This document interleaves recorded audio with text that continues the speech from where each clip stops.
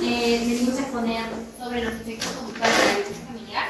Esta investigación con la finalidad de dar a conocer a todos ustedes las consecuencias de efectos sobre la violencia familiar, que hoy en día es un tema muy crucial en nuestra sociedad. Por ello abarcamos muchos autores y muchas teorías, empezando con el cognitismo, conductual, psicoanalítica y sociocultural. Ellos son los integrantes, yo soy Alexia Sousa, quien les habla, y vamos a empezar desde la perspectiva psicoanalítica. Por ello vamos a citar a Albert Bandura. Él es un psicoanalista canadiense que es conocido por su teoría del aprendizaje psicosocial y su estudio sobre la violencia. Él afirma que la violencia no es una conducta innata, más bien es una conducta aprendida, debido a un proceso de modelamiento, reforzamiento y de observación. Esto quiere decir que si en tu entorno, ya sea familia, amigos, hogar, hay un ambiente de violencia o hay violencia en tu entorno, un niño, porque normalmente eso se aprendido desde la infancia, va a aprender esto y va a imitar esta conducta. También podemos decir que la frustración y el estrés son dos conductores muy cruciales para él, porque las personas con alto nivel de estrés y frustración tienen más probabilidades de ser personas agresivas y especialmente repetidas. Esto quiere decir, ven que su padre golpea a su madre para solucionar algún problema, es muy probable que este niño entienda que la violencia es una manera de solucionar las cosas. Pero también nos habló sobre los tipos de violencia, ya que es muy crucial saber sus definiciones y diferenciarlas para tener métodos de prevención y poder ayudar. Estamos con la violencia física, que es la violencia que se puede ver. Los golpes, empujones, patadas, todo tipo de violencia. Violencia psicológica. Esta es la más difícil porque muchas veces no se ve, pero es aún mayor de daño, aún más dañina que la violencia física. Están las amenazas, intimidación, humillación, maltrato psicológico y el aislamiento social. Está la violencia sexual, está la explotación, el abuso, el acoso y la violación, que son sobre todo cuando ejercen poder sobre otro de manera prohibida, ¿no? La violencia estructural, que es toda discriminación que ejerce en un entorno como la sociedad, discriminación, explotación laboral. También tenemos la doméstica, que es la que se abarca nuestro grupo, de la violencia física, sexual y psicológica dentro de un hogar. Para ello también, ya conociendo los tipos de violencia, tenemos que saber las principales consecuencias de la violencia. Bandura dijo que la violencia es la principal. Están los traumas emocionales. Las personas que han vivido en un entorno que ha sido violento, que han crecido con golpes y tratos, tienden a traumarse y crecer con un entorno muy hostil sobre ellos y no pueden ejercer su vida de manera tranquila. La desensibilización. Como es una exposición constante a violencia, tienden a entender que la violencia es algo normal, tienden a tener poca empatía y poca compasión con los demás. Pueden ver que alguien está maltratando a alguien en la calle y les va a dar igual. La inhibición de la agresión, sobre todo cuando ya están expuestos a la agresión, tienden a ser más explosivos. Pueden arrancar de un empujón, empujarse, te voy a golpear. Por un leve golpe o un leve empujón hacia el carro. La dificultad para adaptarse. Las personas que han vivido en un entorno violento no pueden tener buenas relaciones con los demás, ya sea porque están muy afectados ellos mismos o son muy agresivos. Y sobre todo problemas con la salud. La violencia puede tener grandes consecuencias físicas, ya sea lesiones, traumatismo. Se ha visto casos de personas, de padres que han golpeado a sus hijos hasta matarlos, en algún momento hasta dejarlos inválidos, o en algunos casos lamentablemente en estado vegetal. Bien, yo voy a explicar la teoría psicoanalítica de Melanie Klein. Fue una psicoanalista austro-británica, fue discípulo de Sigmund Freud. Su teoría se basó en cómo el sujeto se relaciona con el objeto y que la violencia empieza desde las pulsaciones agresivas desde los primeros años de vida. Como bien ya lo dije, Melanie Klein nos explica cómo el individuo se relaciona con el objeto a través de las sensaciones e impulsos. Un ejemplo claro aquí que les voy a dar es el nacimiento mediante el pecho de la madre, ya que el niño o bebé en este caso va a identificar un pecho bueno que lo va a dar placer, satisfacción y lo va a alimentar, y va a haber un pecho malo que le va a generar ansiedad, frustración, angustia. Debido a esta idealización, lo que va a pasar pasar es que el menor va a desempeñar comportamientos agresivos. También tenemos, nos dicen que Melanie Clay tuvo un gran interés en lo limitado y no tanto en lo genético. ¿Por qué? Porque si bien nosotros vemos un niño siempre imita las cosas, palabras, gestos. Entonces, por ejemplo, Pepito tiene que su mamá, José y María, ¿no? Entonces entre ellos hay una discusión y hasta llegan a los golpes, podríamos decir. Lo que va a hacer es que cuando el menor vea esto, lo va a imitar porque lo va a ver como algo bueno, algo que se debe hacer porque no sabe, no es consciente de lo que está pasando.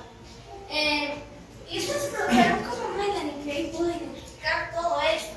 Lo hizo mediante el juego. Mediante el juego identificó que el menor se puede expresar mucho mejor, ya que en la infancia los mecanismos funcionales, los deseos y los miedos no son marcados por estos menores. Y lo que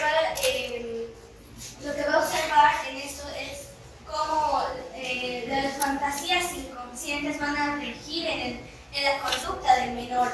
Entonces, gracias a lo que Melanie Clay descubrió mediante el juego, se da la terapia del juego, o sea, lo que hoy conocemos como terapia del juego. Buenas noches, profesora, buenas noches, compañeros. Les voy a hablar sobre Sigmund Freud y la violencia, ¿no? Primeramente, debemos saber quién fue Sigmund Freud, ¿no? Sigmund Freud fue un destacado médico y psicólogo austriaco que nació en 1856. Es famoso también por la teoría del ello, del yo y del super yo, ¿no? De cual todo hablamos. Y es el padre del psicoanálisis, en otras palabras. ¿Qué es Sigmund Freud sobre la violencia? Bueno, la verdad que nuestro grupo se ha detenido mucho sobre este autor y hemos profundizado bastante, ¿no? Sigmund Freud dice que la violencia es innata, que uno nace con la violencia innata. O sea que el ser humano, por naturaleza, está inclinado a ser violento. Entonces, pasa por tres etapas. La innata, después de esa etapa innata, pasa a la represión y desplazamiento, que finalmente con la frustración y acción. Por ejemplo, Jackie Chan es un actor que todos conocemos, ¿no? Y es famoso por sus películas de peleas, artes marciales, ¿no? Él es un claro ejemplo, por ejemplo, que la violencia lo dirigió hacia algo bueno, hacia hacer películas, actuaciones. De esa manera, usó su violencia, la sublimó y la usó para algo bueno. Entonces, si un caso, él lo hubiera usado de esa manera, Jackie Chan probablemente hubiera tenido problemas con la autoridad, hubiera tenido bastantes problemas con la familia, entre otras cosas, ¿no? Porque hubiera sido muy violento. Entonces llegamos a la etapa final, que es la frustración o agresión. Frustración o que llega agresión. Entonces, como mencioné anteriormente a Jackie Chan, no solamente Jackie Chan, por ejemplo, pongamos al ejemplo a Diego, a nuestro compañero Diego, que está ahí. Ya, por ejemplo, si Diego ahorita está en una etapa muy movida de repente, está con la violencia de por sí, supongamos que es un hombre bien violento y quiere parar esa violencia, lo más recomendable que podríamos hacer con Diego de repente podría ser dirigir esa violencia que tiene hacia algo bueno. Por ejemplo, vemos que Diego es buen futbolista, pero no le dedica el tiempo adecuado al fútbol. De repente lo deja más o menos a medias todavía, ¿no? Entonces, meterle empeño a Diego para que esa violencia que tiene lo dedique a dónde? Hacia el fútbol. Y de esa manera, entonces sea un buen futbolista y no haga daño a la sociedad por la violencia que carga el juego. Solamente por decirlo. Paso a mi siguiente comentario. Buenas noches, profesora y compañeros. Yo me llamo Lorena Ramos Hualpa y les voy a presentar lo que es la teoría de la violencia familiar. La teoría del círculo interactivo de la violencia familiar de Pedreira. Esta teoría está desarrollada por el psicólogo y terapeuta familiar puertorriqueño Luis Pedreira, en el cual busca explicar la dinámica y la perpetuación de la violencia en el ámbito familiar. Él nos indica que la violencia es un ciclo repetitivo que se presenta en la relación, en el cual se desarrolla con discusiones, maltratos, discriminación, etc. El cual afecta a la familia, que son el padre, la madre, el hijo o los hijos. ¿Puedes ponerlo, por favor?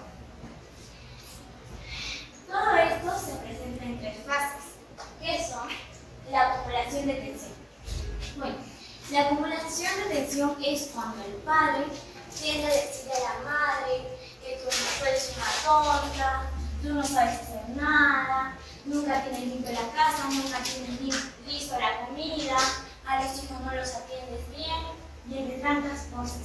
Entonces, esto lleva a la segunda fase, que es el estallido o incidente violento, en el cual la madre, al sentirse tan abrumada de todo lo que está pasando, de todo lo que dijo su esposo, ella tiende a chupar con el menor, que es su hijo. Lo maltrata tanto física y verbalmente. Esto lleva a la fase 3, que es la luna de miel. En la fase 3, la luna de miel se basa en que la madre no tiende a pedir perdón al menor, sino que le dice: hijo, vamos al parque, vamos al cine, ¿qué quieres que te prepare hoy? Pero no le pide perdón.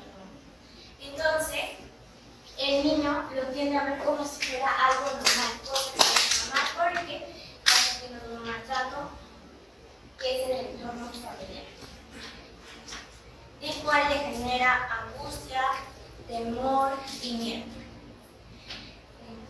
Eso sería todo. Me llamo Alisa Colín Quispe Galvez y yo les voy a hablar sobre la teoría del estrés. Es realizado por Hans Selye. ¿Quién es Hans Selye? Pues él fue un profesor, investigador austro-húngaro que también mencionaron como director de una institución de médicos. Algo que tengo que recalcar es que él también fue fisiólogo y mediante que fue fisiólogo pues tuvo esa cercanía con los pacientes, ¿no? Y pues desarrolla la teoría del síndrome de adaptación general, también conocido como síndrome del estrés.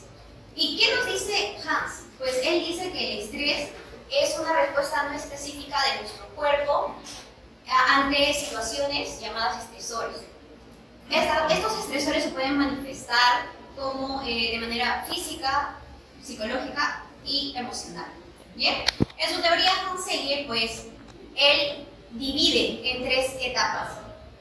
La primera etapa es alarma. Aquí sucede cuando tu cuerpo percibe esos estresores y pues tiende a mostrar como tensionado, preocupado, hasta con miedos.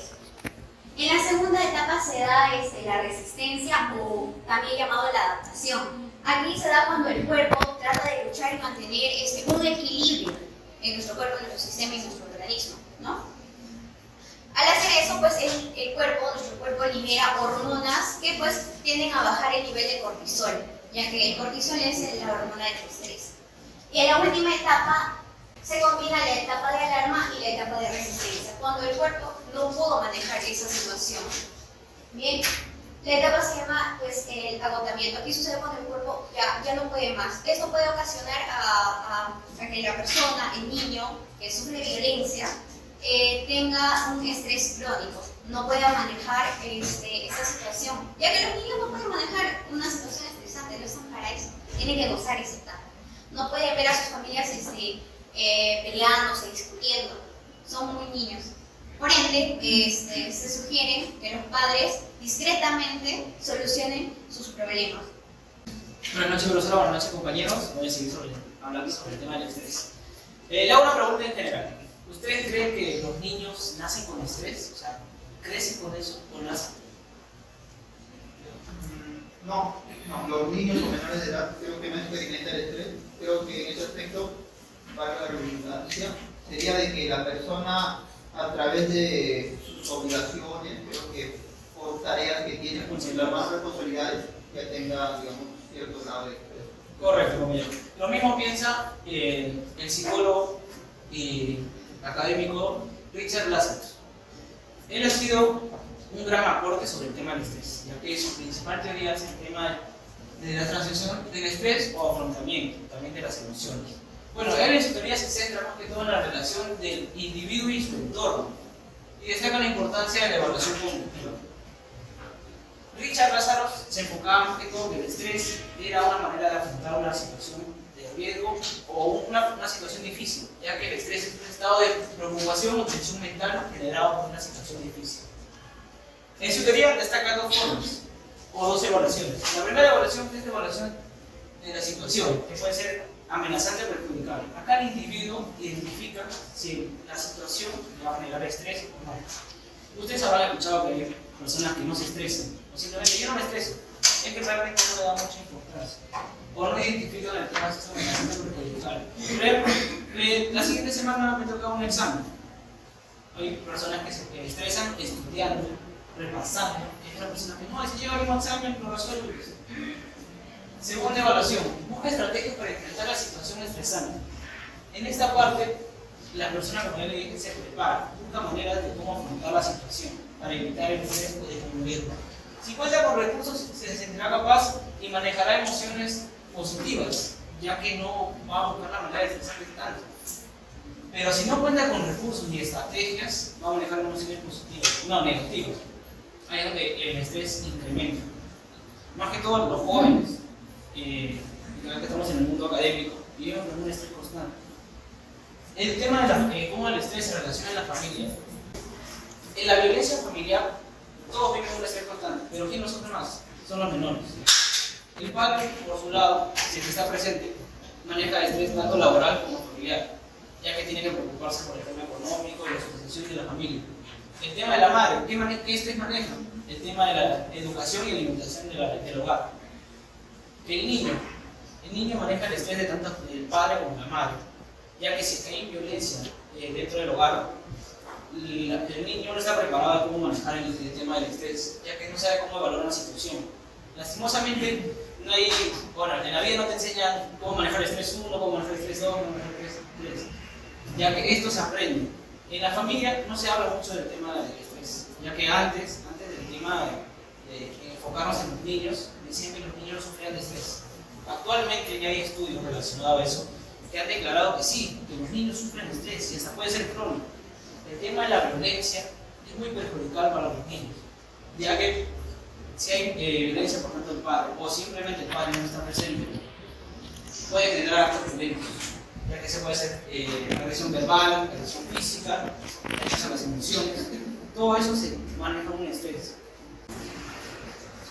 Como conclusión, según el psicoanálisis, los eventos traumáticos como la violencia familiar pueden hacer impacto en el inconsciente, ya sea del menor o de los hijos, y manifestarse a través de comportamientos agresivos, dificultades en las relaciones interpersonales y problemas de la autorregulación emocional. También afecta en su día a día, en su vida, y como añadiéndolo a esto, no solamente es en la familia.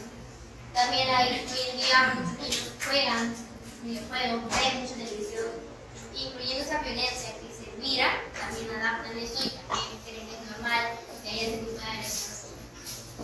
Bien. Melanie nos da a entender la importancia que tiene el menor de ser amado, ya que cuando él está en un espacio seguro y no violento, no trae muchas consecuencias en el futuro. En cambio, si él está en un espacio violento donde hay agresión, hay violencia, lo imita, entonces trae muchas consecuencias. Es por eso que desde pequeños los padres deben enseñarle al hijo el respeto y también darles amor, cariño, para que ellos se sientan amados y aceptados. Y según Sigmund Freud también, podemos entender que la violencia es innata, ¿no? Entonces llegamos a la conclusión de, según Sigmund Freud, que si un caso tenemos por naturaleza la violencia, tenemos que enfocarla de una manera correcta. Esa es la conclusión de Sigmund Freud según nuestro Ya. La teoría del ciclo interactivo de la violencia familiar, según Pereira, es como ya que es un ciclo repetitivo que se presenta en una relación, en el cual se basan en discusiones, de maltratos, tanto violencia física como verbal, en el cual esto tiende a afectar en el entorno familiar, el padre, la madre y los hijos. Bien, rescatando la teoría de serie, el niño al vivir en un entorno violento esto le puede causar en su organismo conllevar a un estrés crónico. En el futuro pues no va a poder manejar sus emociones, tal vez sea una persona impulsiva, lleno de ira, confundido. Y El tema del trabajo de Richard Lázaro ya nos deja claro de cómo manejar las situaciones de estrés. Ahora, ¿cómo ayudaría el tema familiar, de la violencia familiar? Más que todo, no se repite va a repetir la conducta, ya que se siente impotente de cómo lo criaron. Y esto se ha visto siempre y se sigue viendo, que se repite el ciclo, tanto como se trata de tu padre como se trata de tu hijo. Más que todo, esta teoría por Richard Lasser, ¿por qué no quiso dar a entender cómo manejar el estrés o cómo disminuirlo para que evitara comportar ese ciclo? Bueno, eso es todo. Muchas gracias por su atención. Espero les haya gustado. Gracias. Sí.